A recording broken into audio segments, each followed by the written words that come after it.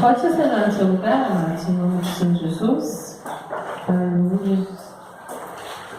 Glória a Deus.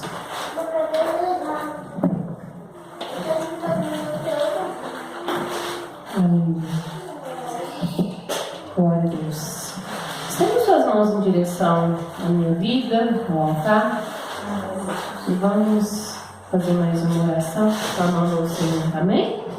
Deus Santo, Deus tremendo, Deus amado, em nome do Senhor Jesus, eis aqui, Senhor, a minha vida. Eu me coloco neste momento diante do Senhor, papai. Aleluia, Deus, clamando ao Senhor. Ó Pai, que o Senhor venha me usar, Senhor. Ó Pai, em nome do Senhor Jesus, que cada palavra que sai dos meus lábios venha ser direcionada pelo Senhor. Que eu venha diminuir para que o Senhor cresça, Senhor. Em nome do Senhor Jesus, Papai, fala comigo, fala com a igreja, através da minha vida, Pai. Em nome do Senhor Jesus. Nós falamos que o Senhor venha nos dar discernimento da Tua palavra e que venhamos sair daqui, Senhor, alimentados pelo Senhor, em nome do Senhor Jesus. Amém. Graças a Deus. Abra a palavra em Provérbios capítulo 9. Aleluia.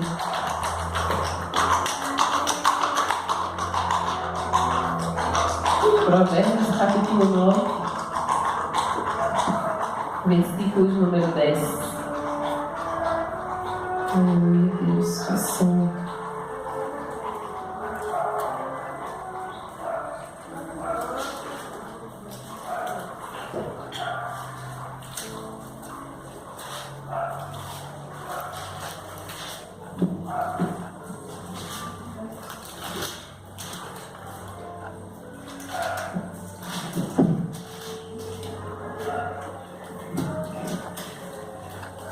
Provérbios, capítulo 9. Provérbios está logo depois de Salmos, capítulo 9, versículo 10.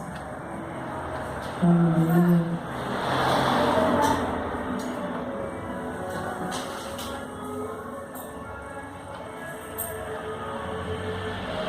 Todos encontraram? Aleluia. A palavra do Senhor em Provérbios, capítulo 9, no versículo 10, diz assim: o temor do Senhor é o princípio da sabedoria, e o conhecimento do santo é prudência. Mais uma vez, vamos ler comigo. O temor do Senhor. Temor do Senhor. Repitam comigo, igreja. O temor do Senhor é o princípio da sabedoria, e o conhecimento do santo é prudência. Somente até aí. Aleluia. Hoje é culto de primícias. E eu clamando ao Senhor, eu falei para eu aprender sobre primícias. O que é primícias? Primícias é a primeira parte. Antes de falar sobre primícias, eu falando, Deus, eu queria falar sobre primícias. Mas Deus falou comigo que queria falar comigo através de sabedoria.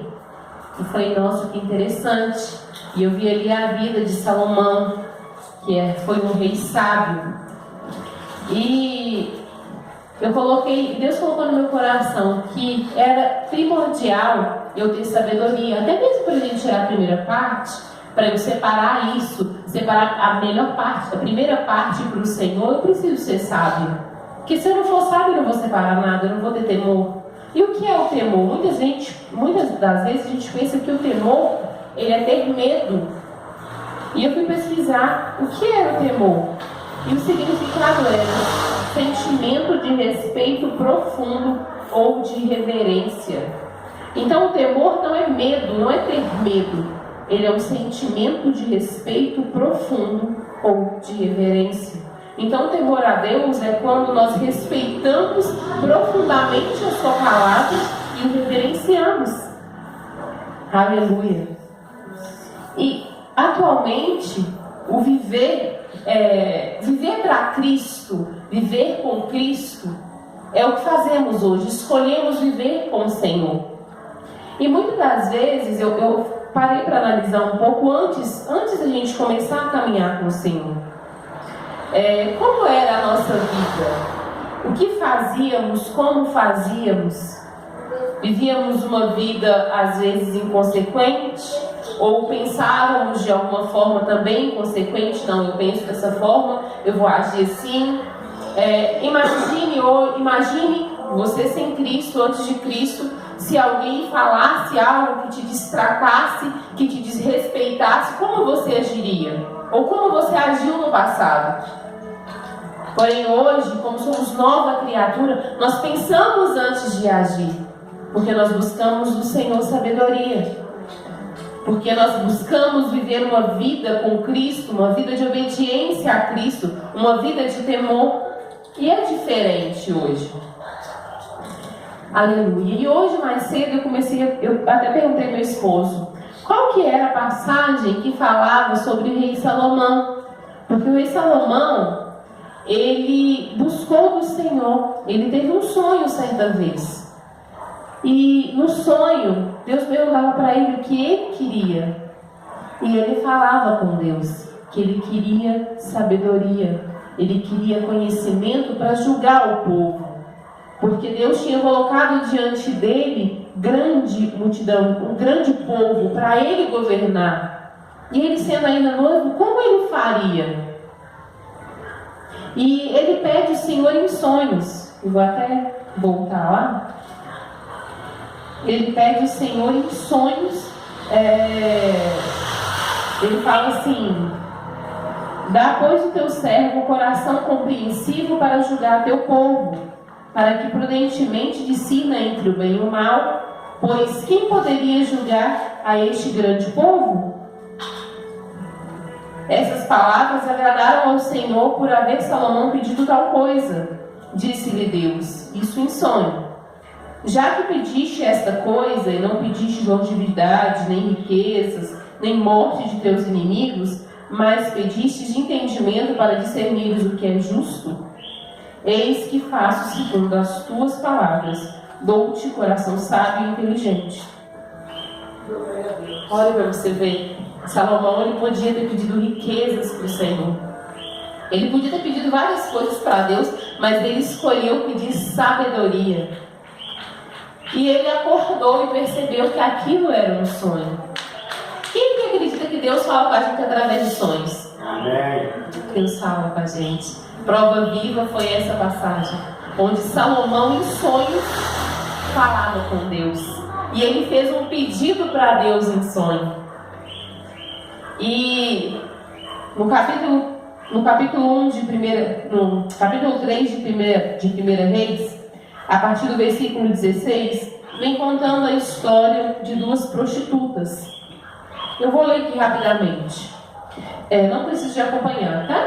1 Reis, capítulo 3, a partir do versículo 16, diz assim: então vieram duas prostitutas ao rei Salomão, e se puseram perante ele.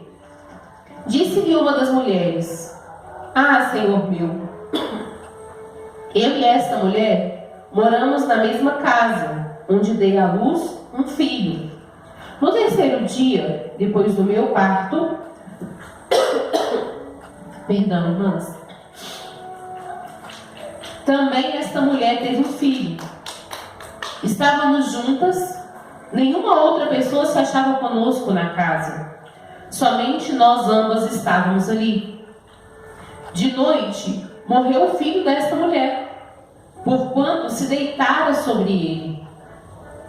Levantou-se à meia-noite, e enquanto dormia tua serva, tirou-me a meu filho do meu lado, e deitou nos seus braços. E a seu filho morto, deitou nos meus braços. Levantando-me de madrugada para dar de mamar a meu filho, eis que estava morto. Mas reparando nele pela manhã, eis que não era o filho que eu dera à luz. Então disse a outra mulher: Não, mas o vivo é meu filho, o teu é o morto. Porém esta disse: Não, o morto é teu filho, o meu é o vivo. Assim falaram perante o rei. Então disse o rei: Esta diz: Este que vive é meu filho, e teu filho é morto. E esta outra diz: Não, o morto é teu filho, e o meu filho é o vivo. Disse mais o rei: Trazei-me uma espada. Trouxeram uma espada diante do rei. Disse o rei: divide em 2 partes o menino vivo, e dai metade a uma e metade a outra. Então a mulher cujo filho era o vivo falou ao rei, porque o amor materno se aguçou por diante do seu filho. Aí ela disse: ah, Senhor meu, dai-me o menino vivo, e por modo nenhum o mateis. Porém a outra dizia: nem meu e nem teu seja dividido. Então respondeu o rei: dai a primeira o menino vivo, não o mateis, porque esta é sua mãe. Todo Israel ouviu a sentença que o rei havia proferido, e todos tiveram profundo respeito ao rei, porque viram que havia nele a sabedoria de Deus para fazer justiça. Olha que incrível! Ele pediu de noite, em sonho, para Deus sabedoria. E aí me vem essa situação onde 2 prostitutas vão até ele, e ele teve que julgar onde ele ia usar a sabedoria que ele havia pedido a Deus. Já reparou que quando você pede para o Senhor assim: Deus, me dá paciência com esse filho, ou me dá paciência com fulano, parece que mais te irrita. Você está pedindo paciência, então você vai ser colocado diante de situações para você aprender a ter paciência.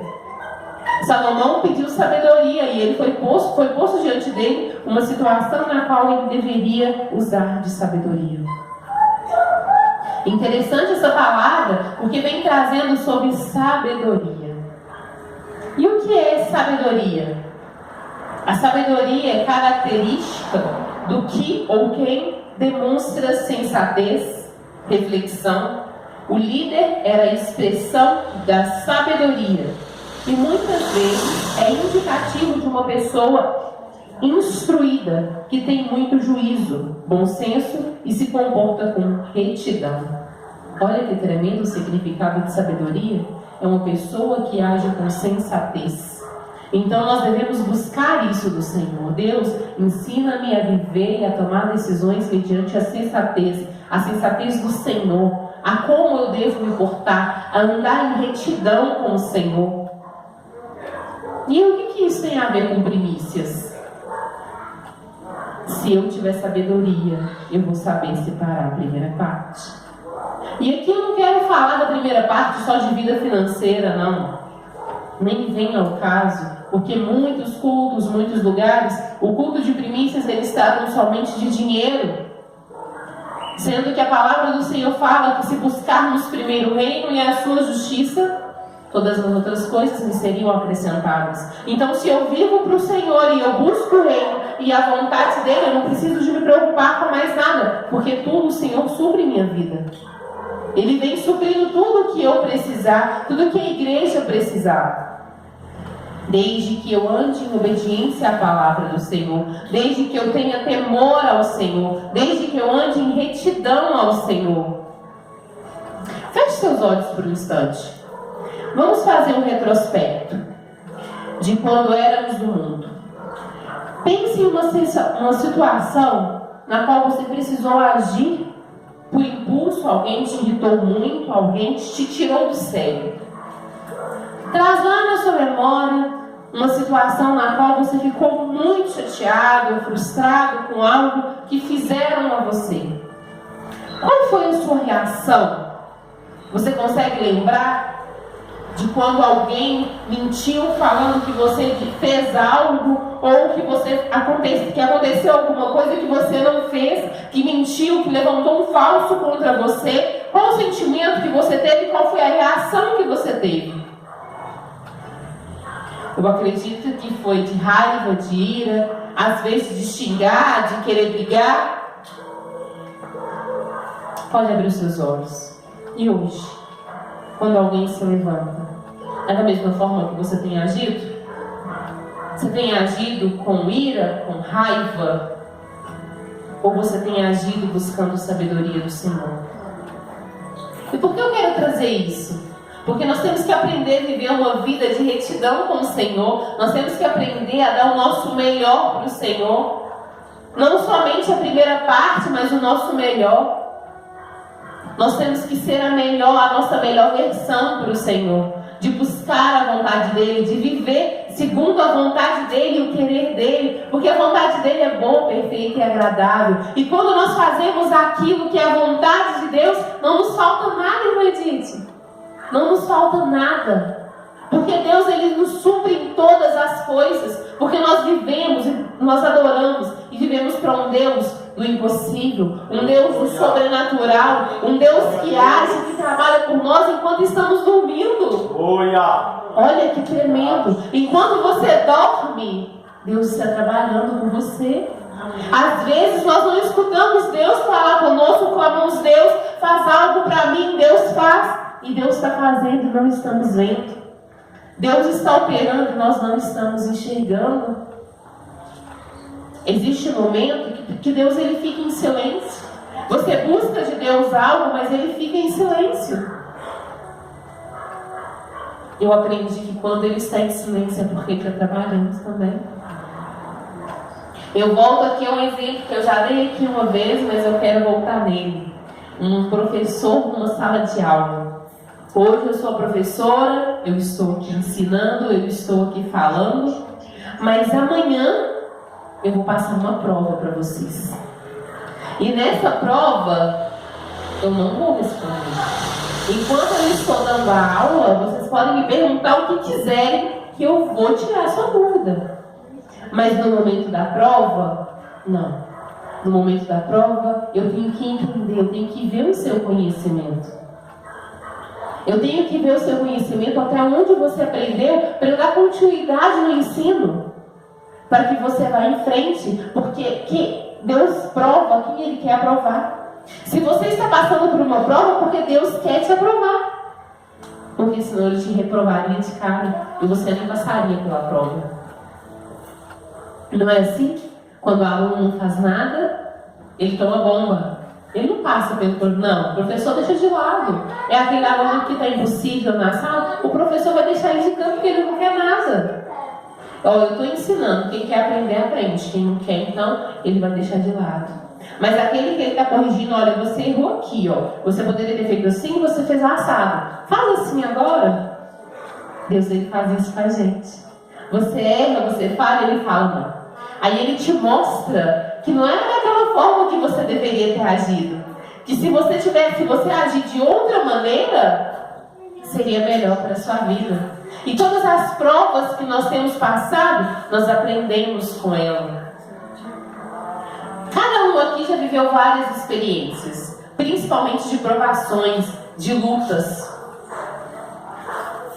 E em todas elas nós aprendemos, saímos mais fortes. Porque tem momentos que a gente pensa: não, eu tô fraco, eu não consigo. Tá difícil, né, Zé? A gente pensa: não, tá difícil essa luta, tá difícil essa provação. Mas Deus, ele vai nos moldando a cada dia, ele vai transformando a cada dia. Se buscarmos dele, então, sabedoria, olha que tremendo, eu vou buscar de Deus sabedoria. E em cada situação que eu viver, Deus vai me dar mais e mais sabedoria. E nesses momentos de sabedoria eu vou crescendo, eu vou aprendendo. E eu vou vivendo em retidão com o Senhor, fazendo a vontade dele. E Deus se agrada disso. Ele se agrada quando você volta para Ele, que você busca. Não. A irmã Vera me xingou, eu vou falar assim com ela. E Deus fala comigo: não. Você vai orar pela vida dela. Você vai respirar fundo e vai falar: irmã Vera, me perdoa se eu te fiz algo. Se você falou sim é porque você imagina que eu fiz algo, então você me perdoa, e Deus vai voltando. Nós temos um caráter cristão, é tão diferente, é difícil ter o caráter cristão, não é fácil, é um desafio. Mas quando decidimos obedecer a Deus e viver para Deus e viver a vontade dele, o sobrenatural acontece. É fácil? Não, não é fácil. É cada dia mais provação, mais luta, mas a cada luta que temos, nós saímos mais fortes, nós aprendemos mais. E lá na frente aparecem pessoas que estão passando pela mesma situação que um dia nós passamos, e que a gente pode testemunhar o que aconteceu com a gente e fortalecer também aquela pessoa. Então aqui eu entendo que primícias não é só a primeira parte, em dízimo, em dinheiro, não. Mesmo porque não somos uma igreja mercenária, somos uma igreja que busca a Cristo. Somos um povo de Deus, uma nação escolhida, onde nós pensamos que a nossa primeira parte tem que ser da nossa vida com Deus, tem que ser de retidão com Deus, tem que ser de sabedoria para viver aquilo que Deus tem planejado para a gente, para viver aquilo que Deus tem sonhado para as nossas vidas. E se somos sábios, entendemos que não precisa de alguém vir aqui para poder falar: olha, você tem que fazer isso, você tem que devolver isso, você tem que dar aquilo. Não, porque a palavra do Senhor já nos ensina. Em Malaquias 3:10 fala que devemos trazer os dízimos da casa do tesouro. E o que é o dízimo? É 10% de tudo aquilo que vier em nossa mão. E a oferta, existe uma oferta sim, que é estipulada um valor. E se Deus colocar no seu coração e você sentir um desejo de fazer, de participar daquilo, você faz. Mas se Deus não colocar no seu coração, não faça. Tem que ser algo de amor, algo voluntário, algo que sinta, que venha no seu coração e fala: hoje eu quero dar 10 centavos. É a sua verdade, o seu coração é aquilo que você tem. Hoje eu vou dar R$1, mas é a sua verdade, é o seu R$1. E se Deus colocar, eu vou dar 10, eu vou dar 1000, eu vou dar 100, não importa, é aquilo que Deus colocar no seu coração. Não é o que eu falo: olha, você tem que dar não sei quanto, tá?